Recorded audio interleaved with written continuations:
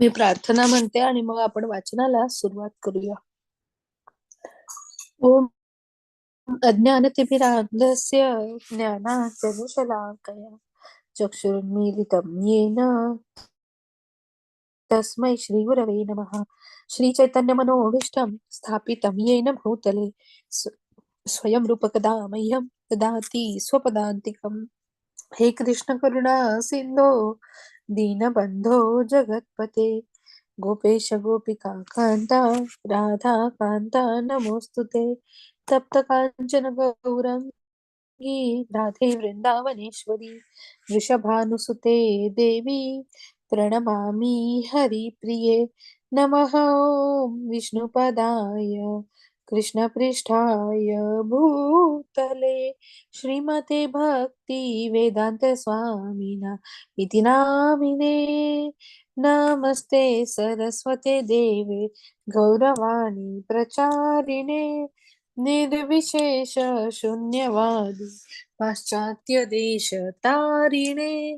जय हो श्री कृष्ण चैतन्य प्रभु नित्यानंद श्री अद्वैत गदाधर श्रीवासादि गौर भक्त वृंद. हरे कृष्णा कृष्ण कृष्ण हरे हरे हरे रामा राम राम हरे हरे. हरे कृष्ण. हरे कृष्ण. सर्वांना वाचनाला सुरुवात करण्याआधी प्रभू श्रीकृष्णांच्या चरणी नतमस्तक होऊया आणि त्यांचा आशीर्वाद घेऊया. श्री श्री राधा गोविंदांच्या चरणी नतमस्तक होऊया आणि त्यांचा आशीर्वाद घेऊया. श्रील प्रभुपादांच्या चरणी नतमस्तक होऊया आणि त्यांचा आशीर्वाद घेऊया. नामनिष्ठ दास प्रभूजींना वंदन करूया आणि माझ्या प्रेरणा पूजा माताजी, मनीषा माताजी आणि अन्वया माताजी यांना वंदन करून आज आपण आपल्या वाचनाची सुरुवात करूया. इस्कॉन श्री श्री राधा गोविंद टेम्पल मंगलुरू यांच्या श्री ईशोपनिषद या पुस्तकाच्या मराठीमधील वाचनामध्ये तुम्हा सर्वांचं स्वागत आहे. तर आपण वाचत होतो, आपला 15व्या मंत्रापर्यंत आपण वाचन संपवलेलं होतं. तर आज सुरुवात करूया आपण 16व्या मंत्रापासून. हरे कृष्ण. श्रील प्रभुपाद की जय. पूषणे कर्षे यमसूर्य प्रजापत्य व्यूहरश्मीन समूह तेजो यत ते रूपं कल्याणतं तत ते पश्यामि य औसो असौ पुरुषः सो अहमस्मी. पुषण हे पोषण करता, एकर्षे आदि विचारक, यम विधी नियम, सूर्य सुरी किंवा महान भक्तांचे लक्ष, प्रजापत्य प्रजापतींचा हितचिंतक, व्यूह कृपया दूर करा, रश्मीन किरण, समूह कृपया परत घ्या, तेजहा तेज, यता ज्यामुळे, ते आपले, रूपम स्वरूप, कल्याणतम कल्याणतमम परम कल्याणकारी, तत ते ते आपले, पश्यामी मी बघू शकेन, यह जो आहे, असौ सूर्यासमान, असौ ते, पुरुषः भगवान, सहा मी, अहम मी, अस्मी आहे. भाषांतर. हे भगवंता, हे एकर्ष, हे ब्रह्मांड प्रतिपालक, हे यम, हे सूर्य, हे प्रजापत्य, कृपया आपण आपल्या दिव्य किरणांचे तेज दूर करा, जेणेकरून मी आपले आनंदमय स्वरूप पाहू शकेन. पण आपण सूर्यासारखे शाश्वत भगवान आहात, ज्याप्रमाणे मी आहे. तात्पर्य. सूर्य आणि सूर्याची किरणे गुणात्मक दृष्ट्या समान आहेत.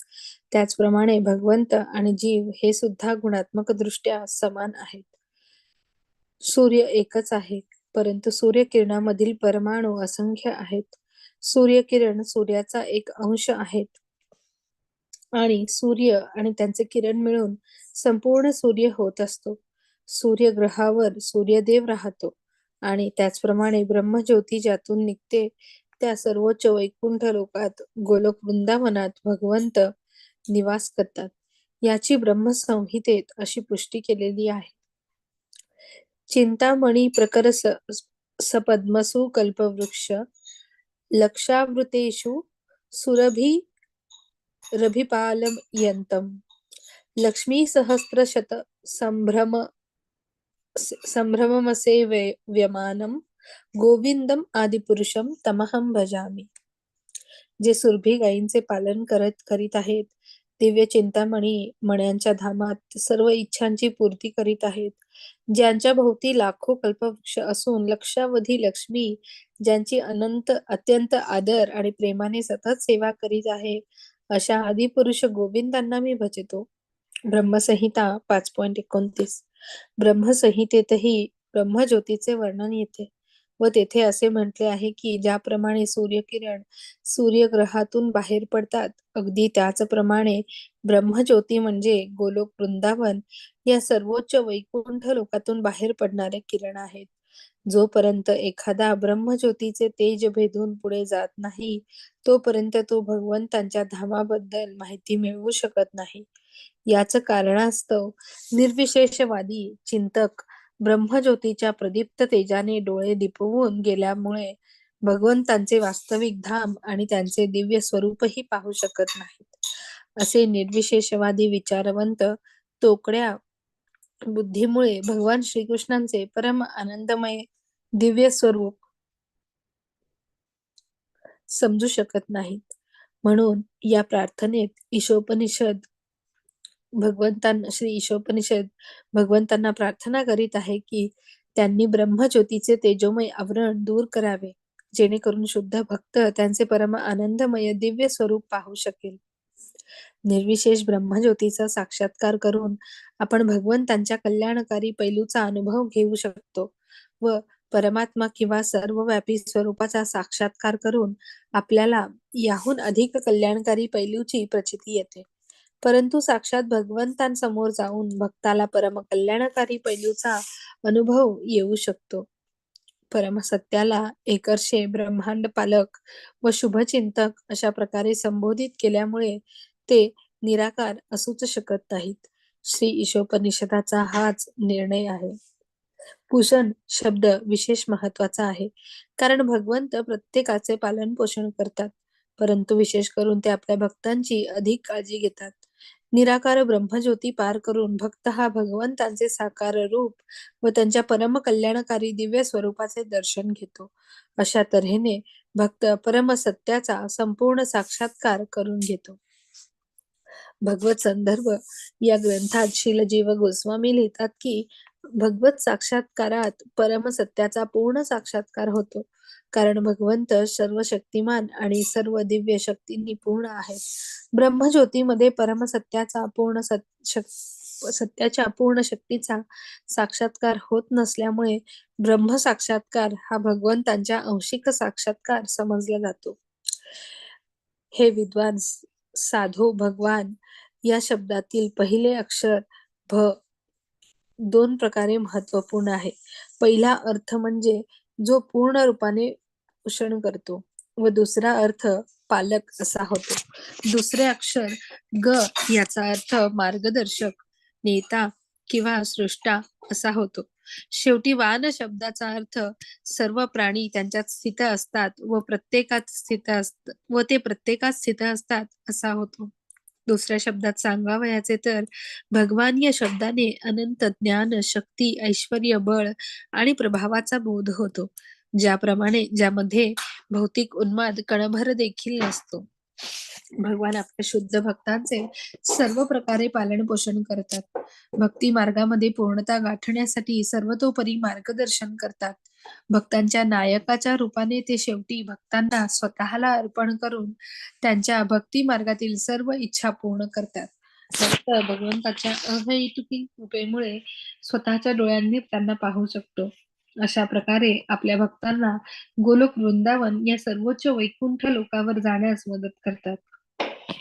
सृष्टीचे निर्माते असल्यामुळे आपल्या भक्ताला ते सर्व पात्रता प्रदान करू शकतात, जेणेकरून भक्त त्यांच्या जवळ येऊ शकतो. भगवंत सर्व कारणांचे आदी कारण आहेत. दुसऱ्या शब्दात सांगावयाचे तर त्यांचे कारण दुसरे कोणीही नाही, म्हणून ते स्वतःच्या अंतरंगा शक्तीला प्रकट करून स्वतःमध्येच रममान होतात. बहिरंगा शक्ती ते स्वतः प्रकट करीत नाहीत, तर पुरुष या अनेक पूर्णांशात स्वतःचा विस्तार करून या पुरुष विस्तारांकडून भौतिक सृष्टीचे पालन करतात. अशा पूर्णांशांच्या मदतीने ते सृष्टीची निर्मिती, पोषण व संहार करतात.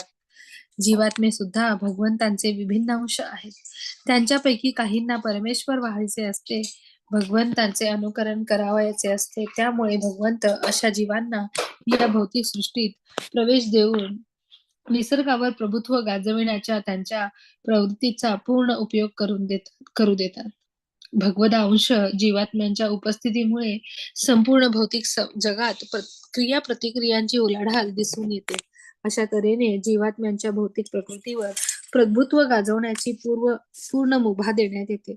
परंतु तरीही आपल्या पुरुष अवतारांपैकी एक असलेल्या परमात्म्याच्या रूपात भगवंत अंतिम नियंत्रक असतात. अशा प्रकारे जीवात्मा आणि परमात्मा यांच्यात कमालीचा फरक आहे. परमात्मा नियंत्रक आहे, तर आत्मा नियंत्रित असल्यामुळे त्यांचे अस्तित्व एकाच स्तरावर असणे शक्य आहे. परमात्मा आत्म्याबरोबर पूर्ण सहयोग करीत असल्यामुळे त्याला जीवाचा नित्य सोबती समजले जाते. भगवंतांच्या सर्वव्यापी रूपाला ब्रह्म असे म्हणतात. हे ब्रह्म जागृती, निद्रा आणि समाधी अशा सर्व अवस्थांमुळे अस्तित्वात राहते आणि या ब्रह्मापासूनच बद्ध जीव आणि मुक्त जीव अशी जीवशक्ती उत्पन्न होते. भगवंत हे परमात्मा आणि ब्रह्म या दोघांचेही उगमस्थान असल्यामुळे ते आपोआपच सर्व जीवात्मे आणि उर्वरित अस्तित्वातील सर्व गोष्टींचे उगमस्थान आहेत. म्हणून जो हे जाणतो तो भगवंतांच्या भक्तिमय सेवेत लगेच संलग्न होतो. असा शुद्ध आणि ज्ञानवान भक्त भगवंतावर पूर्णपणे आसक्त होतो. जेव्हा तो त्यांच्यासारख्या भक्तांबरोबर एकत्र येतो व त्यावेळी भगवंतांच्या दिव्य लीलांचे यशोगान करण्याशिवाय तो दुसरे काहीही करीत नाही. केवळ ब्रह्म आणि परमात्म्याचा साक्षात्कार झालेले लोक शुद्ध भक्तांइतके परिपूर्ण नसतात आणि म्हणून त्यांच्या कार्याचे मूल्यमापन करू शकत नाही. भगवंत आपल्या शुद्ध भक्तांच्या हृदयात आवश्यक ज्ञान उदित करून त्यांना नेहमीच मदत करीत असतात. अशा प्रकारे त्यांच्या विशेष कृपेमुळे ते भक्तांमधील अज्ञानाच्या अंधकाराचा नाश करतात. शुष्क ज्ञानी आणि ध्यानयोगी अशा कृपेची कल्पना देखील करू शकत नाहीत, कारण ते बहुतेक करून स्वतःच्या शक्तीवर अवलंबून असतात. कठोपनिषदात 1.23 सांगितल्याप्रमाणे ज्यांच्यावर भगवंतांची कृपा होते तेच केवळ त्यांना जाणू शकतात. इतर लोक मुळीच जाणू शकत नाहीत. अशी विशेष कृपा त्यांच्या शुद्ध भक्तांवरच केली जाते. अशा प्रकारे श्री ईशोपनिषद भगवंतांच्या अशा कृपेचा संकेत करते, जी ब्रह्मज्योतीच्याही पलीकडे आहे. हरे कृष्ण. तर अशा प्रकारे आपण आपल्या 16व्या मंत्राचं वाचन संपवलेलं आहे. तर आता आपण सुरुवात करूया आपल्या 17व्या मंत्राच्या वाचनाला. मंत्र 17. वायू नीलम अमृततमेदम तथे अमृतमथेदम भस्मांतं शरीरम. ओम क्रतो स्मर कृतं स्मर, क्रतो स्मर कृतं स्मर. वायू प्राणवायू, अनिलम वायूचा पूर्णकोश, अमृतम अनिवासी. आता इदम हे, भस्मांतम भस्म झाल्यावर, शरीरम शरीर, ओम हे भगवंता, ऋतो सर्व यज्ञांचे भोगता, स्मर कृपया स्मरणात ठेव, कृतम मी जे काही केले आहे, स्मर कृपया स्मरणात ठेवा, ऋतो परमभोक्ता, स्मर कृपया स्मरणात ठेवा, कृतम आपल्याकरिता मी जे काही केले आहे, स्मर कृपया स्मरणात ठेवा. भाषांतर. या क्षणभंगूर शरीराची जळून राख होऊ दे व प्राणवायू वायूच्या पूर्णकोशात मिसळू दे. आता हे भगवंता माझ्या सर्व यज्ञांचे स्मरण ठेवा आणि आपणच परमभोक्ता असल्यामुळे मी आपल्यासाठी जे काही केले आहे ते कृपया स्मरणात ठेवा. तात्पर्य. हे क्षणभंगूर शरीर निश्चितच एका बाह्य वस्त्राप्रमाणे आहे, भगवद्गीतेत स्पष्टपणे सांगितले आहे की दुसऱ्या अध्यायातल्या 20व्या श्लोकात भौतिक शरीराच्या नाशाने जीवात्म्याचा नाश होत नसतो, तसेच त्याचे व्यक्तित्वही गमावित नाही. जीवात्मा कधीही अव्यक्त किंवा निराकार नसतो. या उलट हे भौतिक वस्त्र निराकार असते व अविनाशी आत्म्याच्या आकारानुसार ते आकार धारण करते. काही अल्पज्ञानी चुकीचे समजतात त्याचप्रमाणे कोणताही जीव मुळातच निराकार नसतो. या मंत्रात या तथ्याची खात्री पटवून देण्यात आली आहे की भौतिक शरीर नष्ट झाले तरी जीवाचा नाश होत नाही. या भौतिक जगात निसर्ग हा जीवात्म्यांना त्यांच्या इंद्रियोपभोगाच्या वृत्तीप्रमाणे विभिन्न प्रकारची शरीरे प्रदान करून अद्भुत कला प्रदर्शित करतो. ज्या जीवात्म्याला विष्ठेची चव घ्यावयाची इच्छा असते त्याला विष्ठा खाण्यास योग्य असे डुकराचे शरीर दिले जाते. त्याचप्रमाणे ज्याला मांस खावयाची इच्छा असते त्याला योग्य नखे व दात असलेले वाघाचे शरीर दिले जाते, जेणेकरून तो अन्य पशूंचे रक्त पिऊ शकतो व मांस खाऊ शकतो. मनुष्य हा विष्ठा किंवा मांस खाण्याकरिता जन्मलेला नाही. तसेच जंगली अवस्थेत देखील त्याला कधी विष्ठा खावीशी वाटली नाही. मनुष्याचे दात केवळ फळे आणि भाज्या चावू शकतात. मनुष्याला 2 सुळे सुद्धा देण्यात आलेली आहेत, जेणेकरून रानटी मनुष्य इच्छा असल्यास मांस खाऊ शकतो. तरी सुद्धा सर्व पशूंची व मनुष्यांची शरीरे ही एका जीवात्म्याकरिता बाह्य पोशाखाप्रमाणे आहेत. हा पोशाख त्या जीवाच्या इंद्रियभोगाच्या इच्छानुसार बदलत असतो. जन्म-मृत्यूच्या चक्रातून जीवात्मा एकामागोमाग एक अशी शरीरे बदलत राहतो व त्यावेळी विश्व पाण्याने भरलेले होते त्यावेळी जीवात्म्याने एका जलचराचे शरीर घेतले, त्यानंतर वनस्पतीचे, नंतर कीटकाचे आणि कीटकानंतर पक्षाचे शरीर स्वीकारले. तसेच पक्षी जीवनानंतर पशुरूप आणि पशुरूपापासून मानवी शरीर धारण केले. सर्वात जास्त विकसित शरीर म्हणजे आध्यात्मिक ज्ञानाने पूर्ण असे मनुष्य शरीर होय. या मंत्रामध्ये मनुष्याच्या शरीरात आध्यात्मिक चैतन्याचे सर्वाधिक विकसित रूप वर्णिले आहे. आपण या शरीराचा त्याग केला पाहिजे. ते शेवटी राख होणार आहे. या प्राणवायूला प्राणवायूच्या नित्य पूर्ण कोशात मिसळून दिले पाहिजे. जीवात्म्याच्या शरीरातील क्रिया विविध प्रकारच्या वायूंच्या हालचालींमुळे होत असतात, ज्यांना एकत्र मिळून प्राणवायू असे म्हणतात. योगी साधारणपणे शरीरातील वायू नियंत्रित करण्याचा अभ्यास करतात. असे मानले जाते की आत्मा एका वायुचक्रातून वर जातो आणि शेवटी ब्रह्मरंध्राच्या सर्वात उच्च चक्रात येतो. या बिंदूपासून एक सिद्ध योगी स्वतःला कोणत्याही इच्छित ग्रहावर नेऊ शकतो. या पद्धतीने एक भौतिक शरीर सोडून दुसरे स्वीकारायचे असते. परंतु या मंत्रात सांगितल्याप्रमाणे ज्यावेळी जीवाला भौतिक शरीराचा सर्वतोपरी त्याग करता येतो त्यावेळी असे बदल करण्याची पूर्णता प्राप्त होते. त्यानंतर तो आध्यात्मिक वातावरणात प्रवेश करू शकतो. या वातावरणात कधीही मृत न पावणारे आणि न बदलणारे पूर्णपणे भिन्न असे आध्यात्मिक शरीर तो विकसित करू शकतो. या भौतिक जगामध्ये भौतिक प्रकृती मनुष्याला त्याच्या इंद्रिय तृप्तीच्या विभिन्न इच्छा पूर्ण करण्यासाठी शरीर बदलण्यास सहाय्य करते. कीटकांपासून ते परिपूर्ण भौतिक शरीरधारी ब्रह्मदेव आणि इतर देवतांपर्यंत या इच्छा सर्व योनींमध्ये असतात. अशा सर्व जीवात्म्यांमध्ये भौतिक पदार्थांनी निर्मित विभिन्न आकारांची शरीरे असतात. बुद्धिमान मात्र विविध अशा शरीरांमध्ये एकत्व पाहत नसून त्यांच्यामधील आध्यात्मिक स्वरूप पाहतो. भगवंतांचा अंश असलेले दिव्य स्फुल्लिंग डुकराच्या अथवा देवतेच्या शरीरात असले तरी समानच असते. पाप किंवा पुण्यानुसार जीवात्मा विभिन्न देह धारण करीत असतो. मनुष्य शरीर सर्वाधिक विकसित आहे व पूर्ण चेतनयुक्त आहे. भगवद्गीतेप्रमाणे 7व्या अध्यायातला 19वा श्लोक अनेक जन्मांमध्ये ज्ञान मिळवल्यानंतर जीवात्मा भगवंतांना पूर्ण शरण जातो. ज्ञान ग्रहणाची विधी वासुदेवाची शरणागती पत्करल्यावरच पूर्णतेस जाते. आपल्या आध्यात्मिक स्वरूपाचे पूर्ण ज्ञान प्राप्त केल्यावर देखील सर्व जीव या पूर्णाचे नित्य अंश आहेत व ते कधीही त्यांच्यापासून त्यांच्यासारखे पूर्ण होऊ शकत नाहीत, हे जर त्याला समजले नाही, तर त्याला या भौतिक वातावरणात पुन्हा पतित व्हावे लागते. अगदी एखाद्या ब्रह्मज्योतीमध्ये विलीन झाला असला तरी सुद्धा त्याचे पतन होते. पूर्वीच्या मंत्रामधून आपण अशी शिकवण घेऊ शकतो की भगवंतांच्या दिव्य विग्रहातून निघणारी ब्रह्मज्योती आध्यात्मिक स्फुल्लिंगाने भरलेली असते व ही स्फुल्लिंगे म्हणजे आपण अस्तित्वाची पूर्ण जाणीव असलेले जीव आहोत.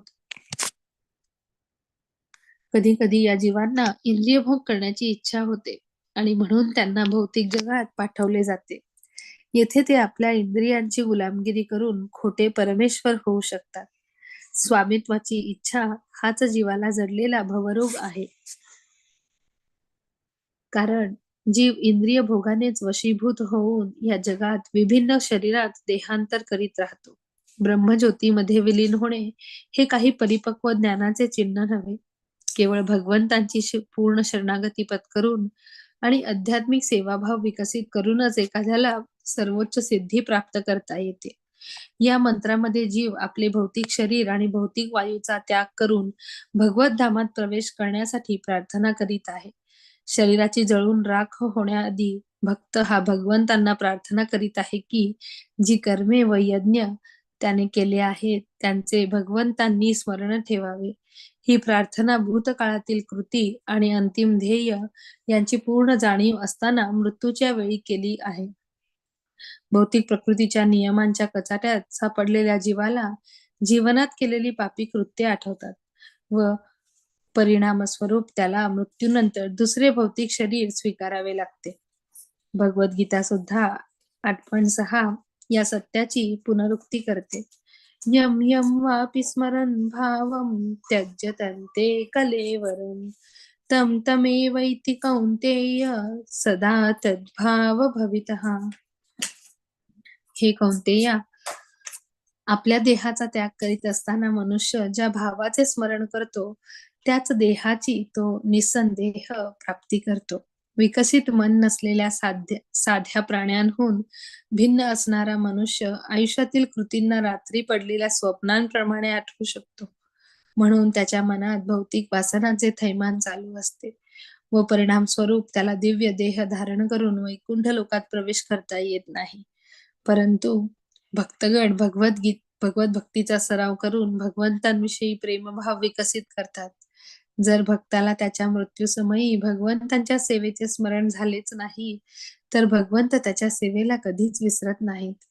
भक्ताने केलेल्या यज्ञांचे स्मरण ठेवण्याकरिता भगवंतांना ही प्रार्थना करण्यात येत आहे. परंतु अशी सूचना जरी केली नसली तरी शुद्ध भक्ताने केलेली सेवा भगवंत कधीच विसरत नाहीत. भगवंतांनी भगवद्गीतेत 9.30 ते 34 आपल्या भक्तांबरोबरचा घनिष्ठ संबंध पुढील प्रमाणे वर्णन केला आहे. कोणी अत्यंत दुराचारी असला तरी पुढे भक्तीमध्ये जर युक्त झाला तर त्याला साधूच समजले पाहिजे.